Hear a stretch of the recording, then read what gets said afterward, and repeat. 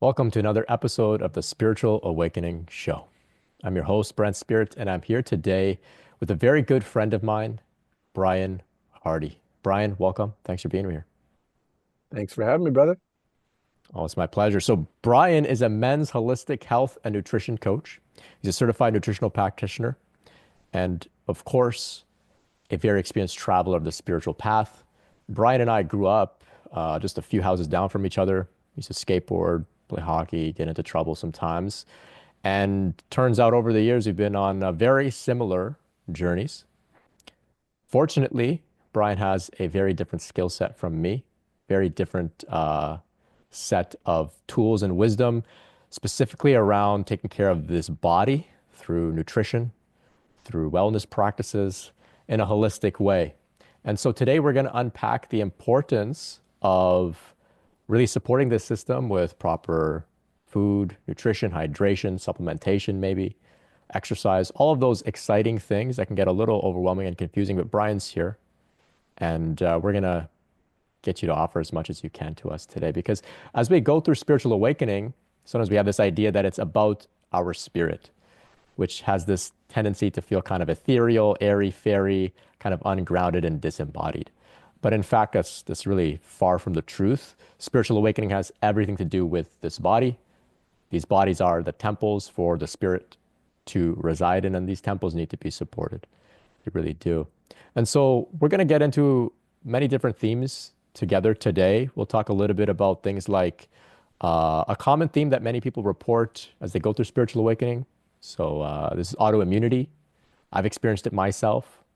Overall, we'll talk about supporting the nervous system through emotional upheavals, which can come and go as we go through spiritual awakening, as well as the importance of self-care nutrition for uh, pre and post psychedelic trips.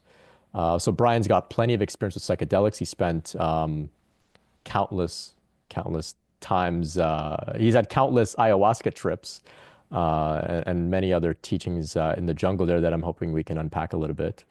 And just for the record here, Bryan's partner, Katya, she is a very experienced Kundalini awakening experiencer. And in the future, we're going to have a conversation with the two of them together. And so that's something to look forward to. I just want to plug that in and give a little bit of a teaser for that. But for now, let's get into this with you, Bryan, here. Tell us a little bit about how this journey all started for you, the spiritual journey, the journey towards becoming a holistic health practitioner. Yeah, thank you. And thank you for that intro. And I'm super excited. Not many people that I can think of that I grew up with that I would still want to talk to in this kind of fashion. So this is something special. And I love what you've done and created for yourself and continue to create. Um, so for me, thinking back, really the spiritual journey began a lot earlier than the health journey. I was raised in a very Christian household, and I had glimpses of what I would call being out of my own way, being out of myself, out of my mind, free, feeling liberated, feeling full of love, feeling just like seen and held and loved and supported. Um, and on the other side of that, having a lot of the negative, religious conditioning that a lot of us have too, with the guilt and the shame and the heaviness and the sexual repression and all these kind of things. So I had both sides. I had a really awesome family and upbringing, for the most part, very loving, very supportive, very understanding, which I'm super grateful for. But all those things were present. And so when I went off to university and started getting into cannabis, getting into yoga, getting into more Eastern philosophies and practices, and wanting to know and experience different states, higher states, altered states, I mean, the whole science of sort of awakening started to be revealed to me through documentaries and books and different things, in direct experiences, whether that was through things like cannabis, or yoga and meditation, or other things which came later, like mushrooms, and LSD and ayahuasca eventually. And so it was really cool because those things were happening. And as those things were happening in my first year of university is when I got really, really sick. And my appendix ruptured and was misdiagnosed and led to all kinds of complications, all kinds of infection. and a really long process of recovery.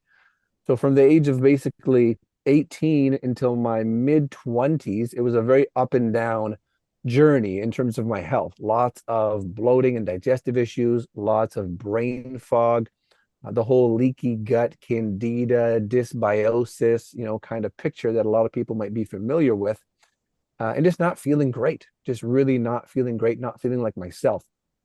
And that was, I call that like my health consciousness wake up, was realizing, okay, I've been doing some things very out of alignment with what nature wants, with what would allow me to not have had this basically near death experience. If it wasn't for surgery and antibiotics, I wouldn't have made it through that.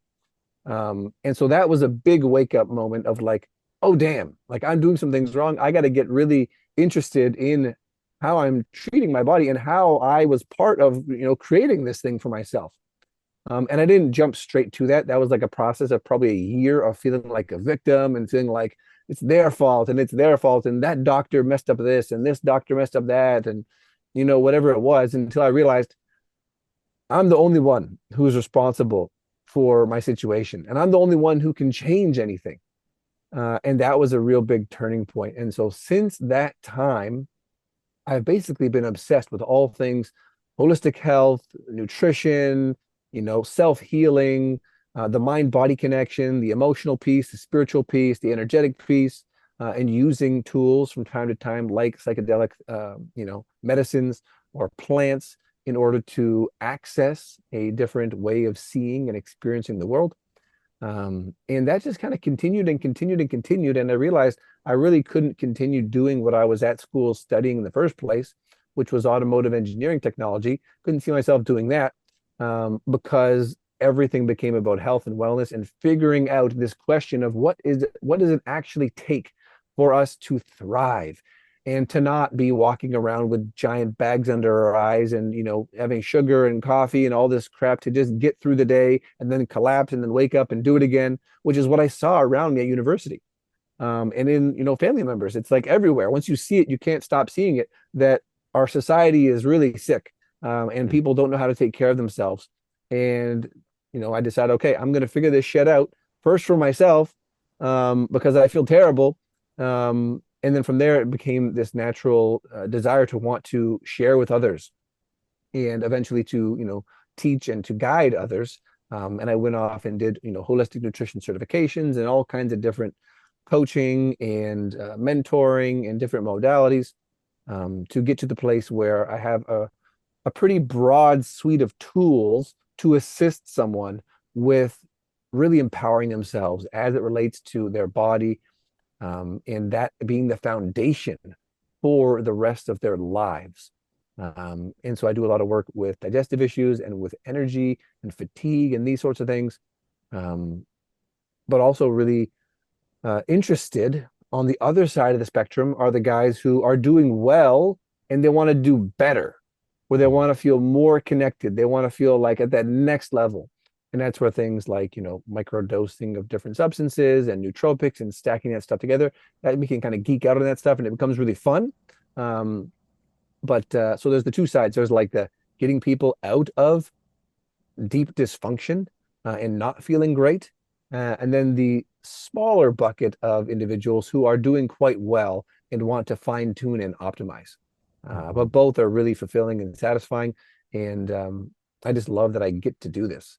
I feel really blessed to be here. Not that it's been an easy path to get here, but feel very blessed to be here and to be able to share. Yeah. Well, you've been through a pretty incredible, challenging journey. Like you said, that the appendix rupture was like a near-death experience, right? Yeah, because I went to one hospital, I believe as it was rupturing, I didn't clue in that my appendix had any kind of problem. I just thought I had like a really bad flu and fever for about 4 days. Ah, But I felt weird. I felt weird inside, but I couldn't pin it to anything particular. And then the pain got so intense that I thought, okay, I got to go to the hospital like immediately. But at that first hospital, all they did was give me a shitload of painkillers and do an x-ray and then tell me that I had the flu, and to go home and sleep it off. And so it was a full day after that where now the appendix is ruptured. The infection is starting to spread throughout my abdomen. A full day later, I went to a different hospital and they did a CT scan and they said, "You're a mess. We have to do surgery right now. And hopefully it's just your appendix. But like, this is serious and prepare for, prepare for the worst, essentially." Mm. Um, and I mean, I was in the hospital for, I think, 11 days after that period. I lost like 25 pounds. I couldn't work out for quite a while because, I mean, you can imagine going right down the middle. Um, they had to cut through my abdominal wall. So the entire abdominal wall had been cut in half and separated open. And so you can't even stand up straight. The sutures, the stitches, everything's pulling you into this forward, hunched, weakened posture. And that took a long time to come out of. And for someone like myself who loves training and loves being in my body and being physical, that was one of the hardest things, was not being able to have that as an outlet, as a vehicle for like grounding myself and expending energy and feeling good. But yeah, it was gnarly. Mm. Yeah. They say that near-death experiences are often a spiritual experience and they trigger some sort of major shift in a person's life. And there's many different types. It sounds like you were experiencing the drawn out type. Very challenging, very challenging. And naturally, it seems like, you know, some who maybe have their spiritual awakening come about through heartbreak. This tends to be a direction they move. They really go deep into relationships. You've had a health crisis that then awakened the health consciousness in you, and now you're here doing your light work as a health coach and guide. So this is something interesting, and it makes sense. I just want to pause for a second and invite anybody who's interested in working with Bryan to visit the links in the description, where you can connect with Bryan and get some personal support. So on that note, then, where can we take this conversation a little bit? You touched a little bit upon microdosing. Many of our listeners are into psychedelics, so I'm just curious a little bit. So you mentioned microdosing as being, something that you may explore along with nootropics to optimize when things are really going well. Do you find that there are some people that things aren't really going well and they think, oh, why don't I try microdosing? Is that something you advise, or are there other things that they could get into first? Yeah, it's a great question. It's one of those things where no matter what you're doing, um, supplements, psychedelics, microdosing, nootropics, even like herbs and adaptogenic herbs and medicinal mushrooms, all these things are the more supplementary, right? They're great. They can make a profound difference. They can provide a level of support to your physiology, to your nervous system, to your digestive system, to your brain, that is hard to match in many ways. And I, have been now going on 15 years of like taking supplements and taking herbs and being into that world. And I can't imagine, where I would be without those things. They've been so, so helpful.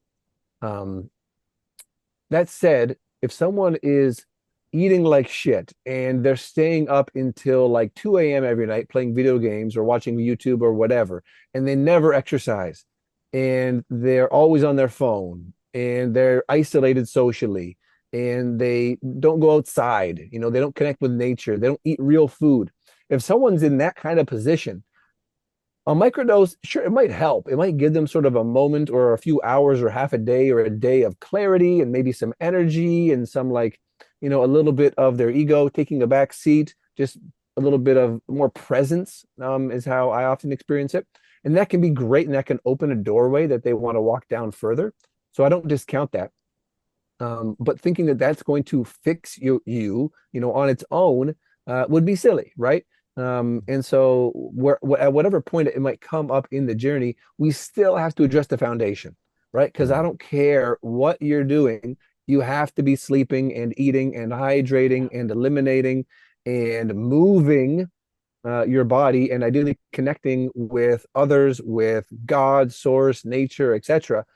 If you want to feel how you're designed to feel, which is typically pretty damn good, Mm. in my experience. And so I never want people to think that these things are like silver bullets. or that these things are going to do the work for them. They can be great tools and allies to give you that expanded awareness, or to give you the sort of like that starting momentum to get you over the hump, to decide that, okay, I'm going to do something about my life and about my health. And for that, they're fantastic.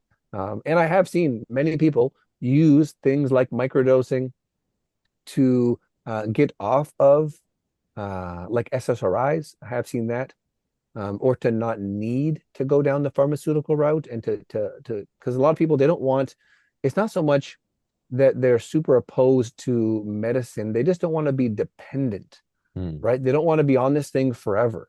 And some people are just kind of anti-synthetic chemical. I'm not, by as a blanket rule. I think they have their place. Um, but a lot of people are in that boat. They don't really trust, a lot of medicine and mainstream pharmaceuticals. And so they would prefer something more natural. And so for those people, I think it can be a great tool. Yeah. Yeah. Fantastic insight. Fantastic insight.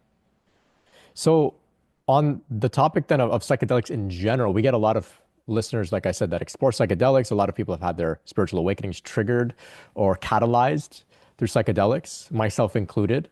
And of course, it takes a pretty strong toll energetically on the system, on the nervous system, which requires some self-care. Can you talk to us a little bit about your experience with ayahuasca, working with the shamans? What was that like? Because like you were doing that before it went mainstream. This was a while ago. Yeah. So end of 2012 into 2013, I was in the Peruvian Amazon for 5 months. And it's funny because I look back, and the thing that had the biggest impact on me was not necessarily the medicine. It was the people. It Mm, was the shaman. It was him and his family. It was these people who had preserved some of their traditional life way.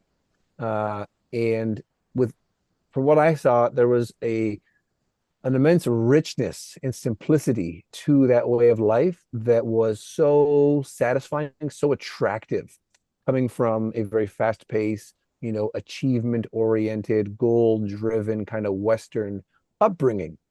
Um, and so that, and just like the connection and the knowledge they had of all the plants and the birds and the frogs and the snakes and the trees, and like everything has a story, everything has a medicine, everything has its own rich relationship that they were a part of. That to me was probably the biggest thing that I took away and have kept with me, was that way of relating to all of our earth kin, we might call them, mm, our brothers and sisters, the plants, the four-legged, the two-legged, the winged ones, as we'll hear, many indigenous folk refer to them. The stone people, the tree people, all these things, right? They're all animated by spirit. They're all part of this grand, living, organic thing we call Earth, or Gaia, um, which is in itself its own sort of spiritual being and manifestation.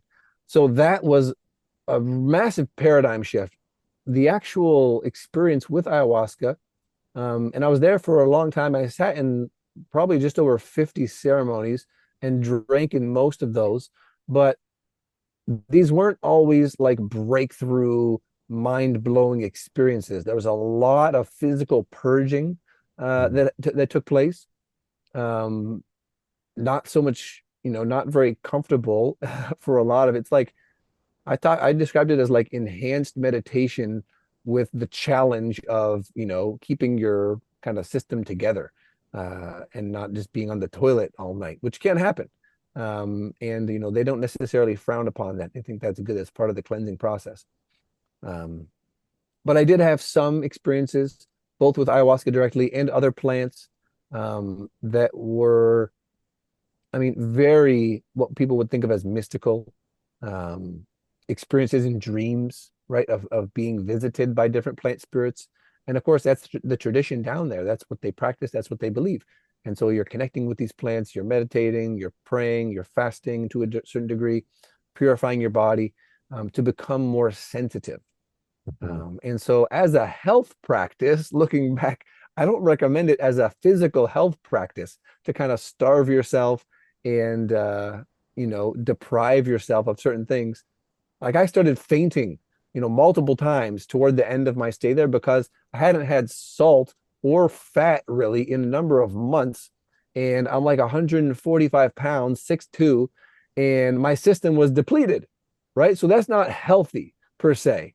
But it did unlock a degree of sensitivity and connection for my sort of soul and my nervous system that is hard to do if you're bogged down with food all the time. So it's definitely a trade-off there. Um, but just to say that there was definitely, yeah, as I said, mystical experiences, visionary experiences, communicating with different plant spirits, feeling very supported and held to a large degree.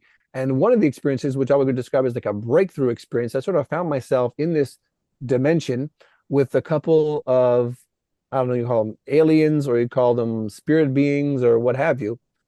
But the sense I got was they were just kind of there, just like being with me, not doing anything, not like, scaring me, not, merging with me, not really, just kind of being there, being present. And the sense that I got was they understood how taxing it was for me to be in that place. And like from this physical body to then be in that place and just like the distance to travel between those two. And that it was overwhelming in ways to my system to just to be in that space. Mm. And then I came out of that and had what I would describe as like a total ecstatic 5 hours of just like riding so high and so hard opened and just singing and chanting and praying and like it was amazing. That was the only time I had that during the entire 5 months I was there. Um, so it was very interesting. It was very interesting. I don't recommend this path necessarily unless you feel really called to it. For me, it was a way to really break away from like the traditional schooling system and have an adventure and spread my wings and go on this kind of in some ways risky solo trip down to a place I'd never been to be with people I didn't know. And it was looking back, I think my naivety and my enthusiasm and my adventurous spirit kind of just brought me through that and guided me. But I know it's not for everybody. Even the jungle alone is not for everybody. I found it pretty easy for the most part. But some people just get overwhelmed, right? The bugs, the sounds, the potential for spiders and snakes and all this kind of stuff. They just can't handle it. But that was not the case for me. I felt very much at home for the most part. Um, but it was wild. It was definitely a paradigm shifting, reality shifting, and soul enriching experience to see this very different way of living and being. Fascinating, fascinating. The way you describe it is like it's you bring such life to the story that I kind of want to go and see what the jungle is all about. Yeah, it's very, very, very interesting. We get a lot of people going for, week-long ayahuasca retreats or something like that, having a wild experience, and then getting on a plane and coming back to the city, and now having to like make sense of what just happened. So you spent 5 months there. You were enmeshed in the culture with people there to support you. What can you advise those who have now returned back after having a really far out trip? What can they do to support their system in the same way that you described that those light beings could recognize how much, your system had gone through in order to even get to an experience like that? What can you advise them? Yeah, it's a great question. And I had the benefit of a very extended trip. Um, so it was a slower reintegration process, but I still know very well the kind of reverse culture shock that happens when you come back to North America. That can be really, really hard to deal with. And so for me, the number one thing to start with would be to have some kind of daily nature connection practice. Hmm. That could be going to a tree in the park across from your house and meditating with it for 5 minutes. That could be taking care of a plant that you have in your home. That could be going for a hike someplace. But something, some kind of tether to the natural living world to break up the monotony of work and buildings and cars and exhaust and Wi-Fi and all that stuff. Right. So something, I like trees. I like meditating with trees, climbing trees, especially when I lived in the city. I did that quite a lot. And even when I was at school and was like going through the worst parts of my own health journey, I would climb a tree and just hang out in that tree. And every time I felt better, like every Mm, single time, without fail. You just spend enough time in a tree, on a tree, with a tree, lying on a tree, hugging a tree. You can't not feel better because their biofield, it contains you, and you entrain to that frequency, which is why like forest bathing is a thing that you mm, can prescribe as a doctor, and have people walk in the forest regularly as a therapeutic thing to show all these benefits physiologically. So that would be the number one thing, is like make sure you're connecting to that organic world on a regular basis. Outside of that, it's going to be very basic things. Exercise, right? Making sure you're using the energy that your body has, you're exerting that, you're sweating, you're stretching, you're strengthening, you're like wringing out the sponge that is your body from the stress that's going to inevitably build up as you get back into your routine. And then from there also, um, making sure you're staying hydrated, like basic things, and eating as clean of a diet as you can. Now, most people will have had some preparation time prior to leaving to get onto a dieta of sorts, which is typically a very kind of clean, low stimulation, plant-based kind of a template, which can work great for a lot of people. Not necessarily for life, but for periods of detoxification and renewal. That's a great thing to do regularly. And so whether you continue that in some capacity when you return, just being gentle and really focusing on nourishment above like taste and convenience, which I know is not always the easiest thing to do, mm. but it makes a huge difference. Makes a huge difference. And I mean, the sort of traditionalists and the people who do this work, of which I am not one. Like I don't hold, ayahuasca ceremonies. I never have. I supported them while I was there, but it was clear to me that was not necessarily my path. But the people who do that, they'll speak of, these spirits, this spirit of these plants, it stays with you for quite some time. And it's like it will stay around longer and linger more and just support you more, the more that you support yourself, is how I think of it. And so just being very gentle and focusing on nourishment, in that daily connection of some kind, even if it's 5 minutes, just to keep that tether. I think those would be really solid things to focus on. Amazing. Amazing. So what I'm hearing, this can apply universally anyway, right? Whether you've had a psychedelic trip or not, whether you're going through Mm. some massive, mystical Kundalini awakening experience or not. This is excellent, excellent insight for maintaining balance for our systems. Okay. Yeah. So on the topic of autoimmunity, um, as I went through my process, I became very sensitive.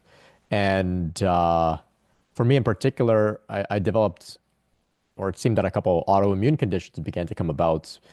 I couldn't put my finger on what exactly it had to do with my spiritual process, if anything at all, but I tend to look at everything under that lens, and yet still I'll go the grounded route. And so I went to see doctors. They had no clue.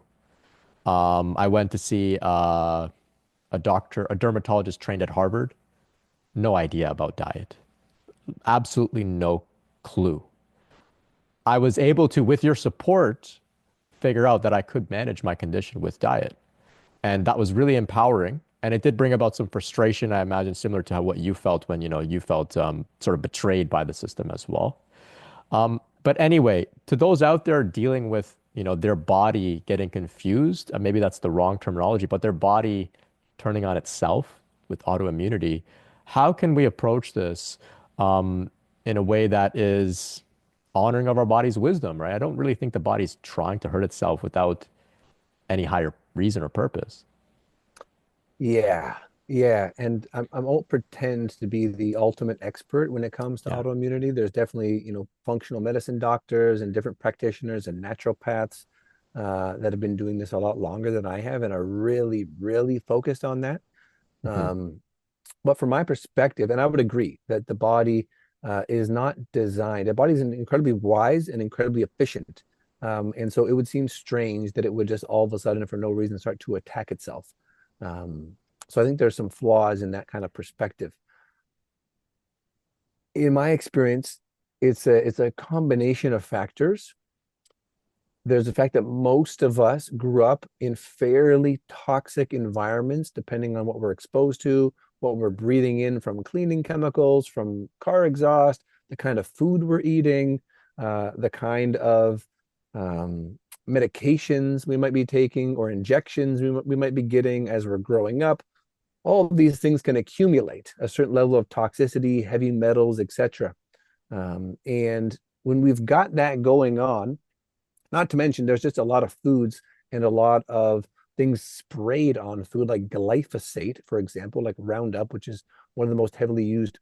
It's technically a herbicide, I believe, but it is sprayed on a lot of crops that aren't organic, and gets into our food supply and can directly damage the lining of our gut, or contribute to what's called leaky gut or gut permeability, the technical term there, or intestinal hyperpermeability would be the more technical term.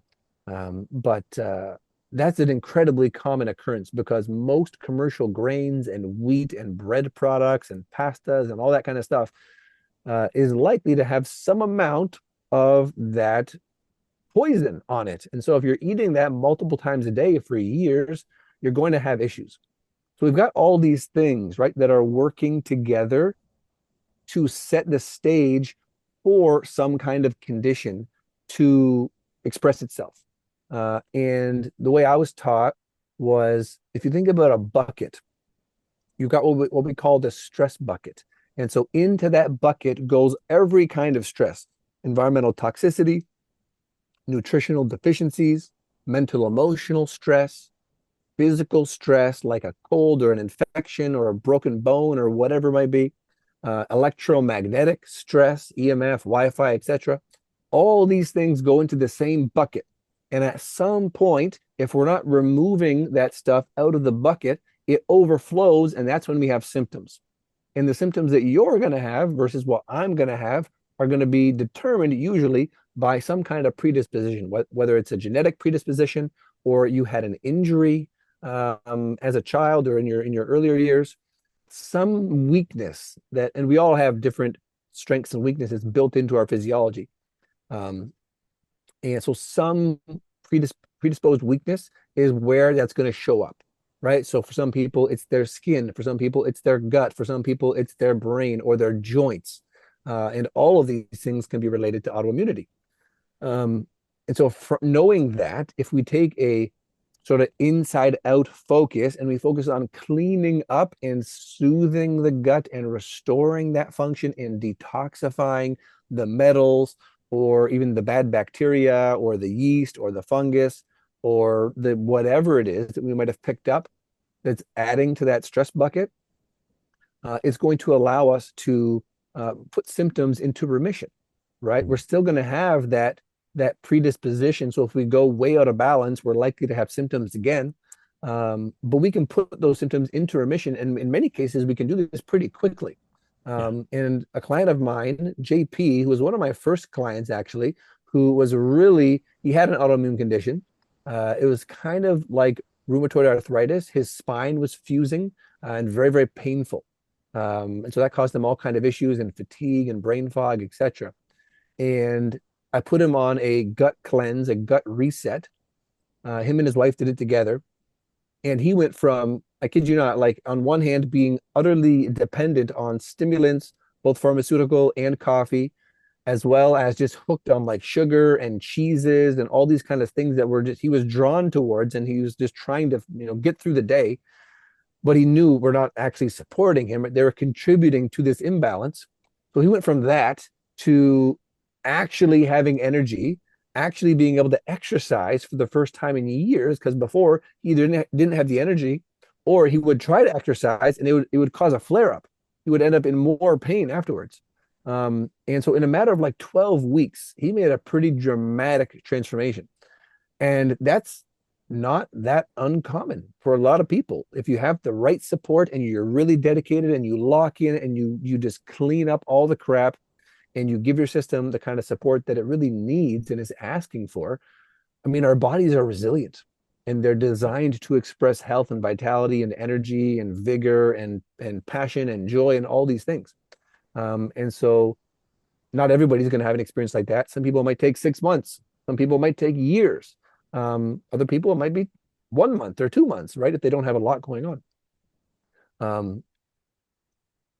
But so it's for me, the fact that these things can correlate in terms of a spiritual awakening or some kind of crisis, awakening crisis, that to me, it's like the triggering event that puts the overflow of that bucket into action. So Ah, it's not that it was the cause, it's just that it was it was part of pushing you over the edge, and getting you to a point where, okay, now things are actually showing up and I have to deal with this. And it's pretty common actually that a mental emotional thing will be that thing, that kind of, it's like it kind of just breaks everything else. You go over what your system can tolerate, and then you're dealing with, a diagnosis of some sort or a disease state of some sort. Um, and I do see that quite a bit. incredible. Yeah, thank you so much. And just a reminder for those who are interested in going deep with Bryan, like you just mentioned your client, it's a pretty remarkable transformation. The links to work with Bryan will all be in the description. Fascinating. And this answers a little bit to this inquiry I've had, what is the correlation between, a spiritual awakening and our systems just becoming so sensitive? Some people become sensitive to media. They can't consume violent media. They can't drink alcohol. I mean, for me, like almost overnight, like even just like I could smell alcohol and like everything in my body says this is poison. Like no doubt this is poison. And many people report this type of sensitivity coming about, and it gets, you know, some more stuff being added to that bucket, and no longer can we just carry that bucket around. We have to start looking at it and see what's going on in there, right? So Yeah. consciousness, the expansion of consciousness has to do with everything, every aspect of our lives, right? Of course, it has to do with how we take care of these bodies as well, right? So Well, and on that, I just want to piggyback on that because, yeah, as we have these awakening moments and we refer to like a change of our vibrational frequency or our base level of state or whatever you want to look at it, like, levels of consciousness, frequency, etc. We fall out of resonance with those things like alcohol, like, shitty media, like porn, like violence, like all these kind of things that we used to resonate with because we were at that sort of energetic level, right? And food is the same way. That's why a lot of people, they can't eat meat, right? Or they feel sick if they eat meat all of a sudden because their system, what it's going through and what it's trying to do in its own biochemical, spiritual, mental, emotional evolution, it's trying to lighten up, right? Enlightenment. It's trying to lighten up and clear out that density. And so it makes perfect sense that that correlates to, okay, I just can't tolerate that, or I just don't vibe with that, or even with those kind of people, right? Relationships fall away. And so it becomes much more we can think about in terms of resonance, right? And that's where we talked a little about before the show about intuitive eating, and that's all it is, right? What do you actually resonate with from a food, nourishment, biochemical, energetic level? And that becomes this great way to use your body as a guide for what is supportive for you, what strengthens you versus what weakens you. mhm. So how do we use our body as a guide? Like, give us a bit of a step-by-step sort of practical way to tap into this innate skill that we all have to eat intuitively. Yeah, yeah. It can be quite a journey. I know for myself, I lived most of my life until I found yoga, mostly in my head, right? Hmm. That's very common for most of us. Um, and it wasn't until I found that practice that it got me out of my head, disidentifying with my thoughts and into my felt experience. Um, and so it starts with that. It starts with finding something, whether it's meditation, whether it's yoga, whether it's lifting weights. I don't care what it is, or walking barefoot in a forest, something. to activate a deeper sense of tactile, physical sensation and awareness, literal awareness, by doing different things with your body and being more connected, like literally strengthening the connections of your nervous system through your body through some kind of practice. And as you do that, you're naturally going to be able to sort of sink into that more easily. And just sort of take a breath. Like an experienced meditator, they can take one breath and drop in, and they're all of a sudden they're connected, they're feeling everything, they can tune into what's going on. And it's a very matter of fact thing. But if you're coming from a place of not having had that or not having practiced that much, then we want to really slow it down. And so when it comes to things like food, there's a process that I teach that it's all about bringing more presence and awareness into our experience of eating. And so it's like digestion starts before you even, chew something. It starts when you start thinking about potentially eating something, right? You're Mm. sending a signal to your body that's triggering enzymes and saliva, and the whole process is getting started. Um, and a way to start to tap into what's actually supportive versus what's, maybe just something that my mind wants to eat out of comfort or out of habit or out of convenience, um, as a way to either, soothe my system because I'm feeling stressed, or to numb out, also probably because I'm feeling stressed, which is very, very common. Um, and so if we can just slow down and start taking a few breaths before we jump into the fridge, before we dial up the delivery, before we whatever it is, just slow down Yeah. and literally take a moment, or 5, 10, whatever breaths it's going to take for you to really drop into a sense of feeling more rather than just being in your head. Excuse me. And then from there, yeah, and you can literally do this. I think it actually helps to do this out loud, right? To Mm. talk to your body out loud, and to ask it, what do you want, right? And wait. And you might get a pretty clear answer. Um, or you can think about, say there's like three different options. Like, okay, I'm gonna have like Mexican, or I might have like, Vietnamese, or maybe I'll have a burger, right? Maybe those are your three options. And so you just like have those options in mind and you sit, "Ah, what do you want, body? How can I nourish you? What can I do to best nourish you?" And you wait. Might take 30 seconds, might take a minute, might be instantaneous.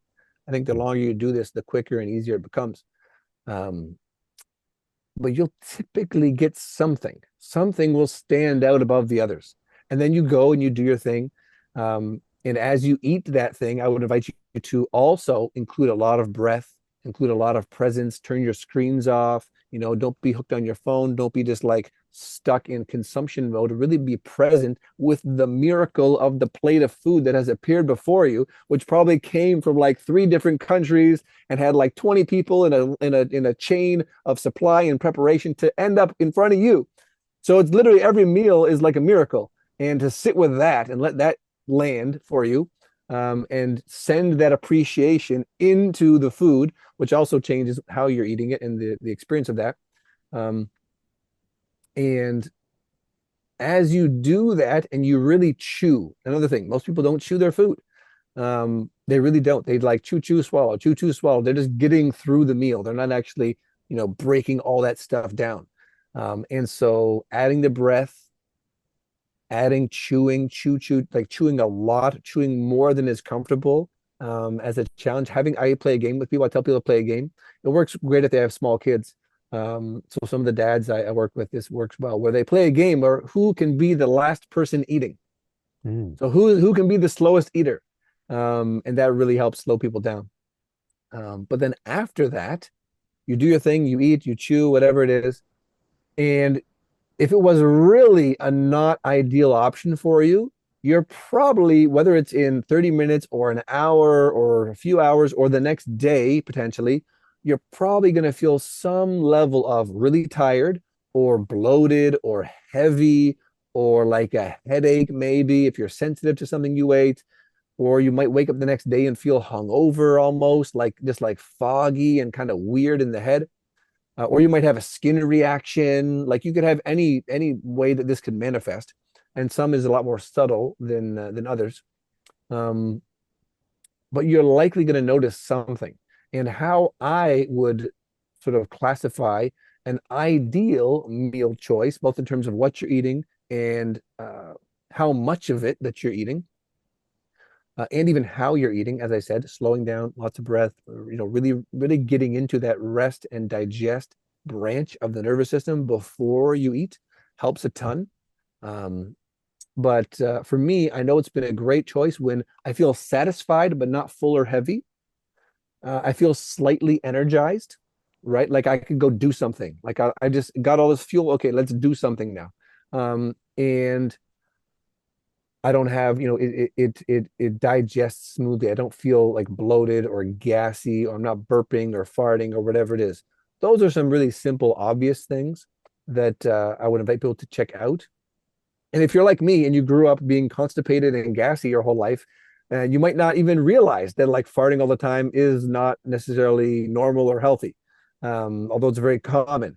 Um, but those would be some of the things that I would suggest as sort of like a crash course for starting to both first tune into your body, establish that connection, invite the conversation, the dialogue between yourself and your body, and then giving yourself an opportunity to slow down and really feel and pay attention to how you respond afterwards. Amazing, Brian. You've given us so much value there. And on this show here, we talk a lot about Kundalini and a lot about the Kundalini Shakti as being the intelligence of the body. It's the same intelligence that beats your heart, breathes your lungs, puts you through puberty, etc. It's the same intelligence that you're speaking about here, where we can tap in and say, "How can I nourish you?" And it responds. It responds. And so, like I said, we'll get your partner Katya on as well, and we'll talk about her Kundalini awakening and her take on relating with the body, which I'm sure she's got some wisdom to share as well. But this was an excellent crash course. Thank you. It's inspired me to approach my next meal in a completely different way. I'm hearing that it was not only intuitive eating, but intentional eating as well, right? With intention, with consciousness. Amazing. So, Bryan, talk to us a little bit about your work. What is it like when people connect with you? Um, what type of directions do you go with your clients? Yeah, yeah. I would say, and thank you for, this whole conversation and the opportunity to share. This has touched on things that I don't always get to talk about or think about Mhm. because it's in some ways not directly related to sort of how I present in the world and how I support people, but it is really really related. Um, and it's funny because I realized like people who are atheists or materialists, I can't really work with them. Like I can, but it's not very fun. And they tend to be really serious and heavy and really like self-righteous in their like, whatever challenges they have. Um, and so that's kind of part of, the work is like the people who I support best are on a journey. They're on this sort of path. They're open, they're searching, they're recognizing that, this physical material reality is far from everything. But they're also recognizing that the better they feel physically, the more capable they are of, sustaining their spiritual progress and just growing as a person and finding what it is they're here to do and contribute and work and do them what it is they're here to do and be themselves to the fullest. They can't do that with a body that's broken. Um, so for me, I always start every potential client relationship with a free call, right? So a free 30-minute call. Let's just figure out what's going on. What are you dealing with? A little bit of your history, like what's been going on, and starting to map out where do you want to get to? Because Mm. so many people, and I was like this for a while, we become so identified with our conditions or with our challenges or with our problems or with our diagnoses that we just identify with that and everything becomes about trying to fix a problem that we're identified with. And you can see how that could be very self-perpetuating, right? Where we're always trying to fix the problem, always trying to fix the problem, always trying to fix the problem. And if we're always looking to fix a problem, that's basically all we're going to be doing. And we never get to a place of like, oh, I'm actually already whole. And on a certain level or a certain timeline, I'm already healed or complete, right? I'm not in need of fixing because there's nothing broken. Um, and helping people to start to connect with that right from the outset, because in my experience, most growth or change is it starts with the mind. It starts with a decision, it starts with an awareness. And so that's why in that first call, I'm always curious, like, what are your bigger visions? What are your goals? Where do you want to take this? Because many times they've never thought about it. They've been so consumed with what's not working and what's wrong and what's broken, they haven't given themselves the gift to pull back and to see that there's a whole world of potential that they could tap into, and that in fact it's going to be essential to start to identify with that future reality more than your current reality, right? If you're going to get there.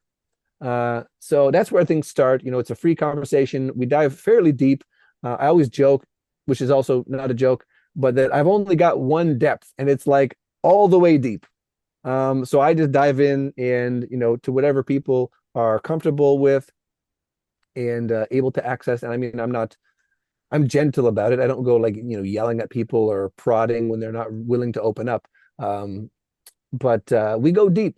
We go deep because until we can get closer to what the root is and identify some of these patterns, behavioral patterns, thinking patterns, that are perpetuating this physical condition, it's going to be very hard to actually, fix or resolve that physical condition.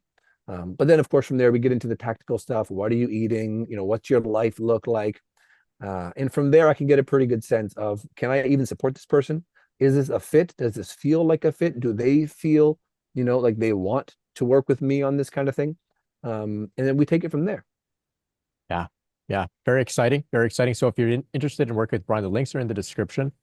Bryan, thank you so much for joining us here today. You've given us so much value across the whole spectrum here. So thank you. Thank you. And one thing really jumped out at me that you shared earlier, I think it's a good point to wrap here today, is that you said that our bodies are designed to feel pretty damn good. And it rings true for me. It really is. Like, we're capable of feeling so good, blissful. And many of our listeners have felt it, right? Just how can we really support these bodies to sustain that? So thank you for giving us some of the tips and tools. My pleasure. My pleasure. And one last thing I'll just include there is, particularly for the guys listening, if you go to my website, again, Brent will link it, but revitalizedman.com/Brent. There you'll find a free gift, which is my testosterone optimization cheat sheet.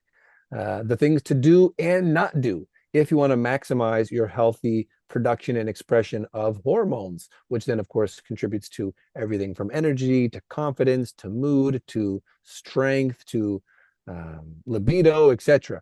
So it's one of those things where we can address a lot by just not doing the wrong things, and so I put a lot of that into those. It's a very short free guide that you can get there, but yeah, my gift to y'all, and I hope it helps. Sounds like it will be very helpful. Thank you so much, Bryan. And thank you to all our listeners for tuning in today. Appreciate you all.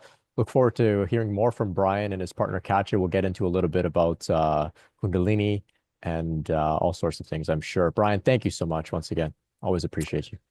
Thank you, my man. This was a real pleasure and always good to connect. All right. Much love. Much love.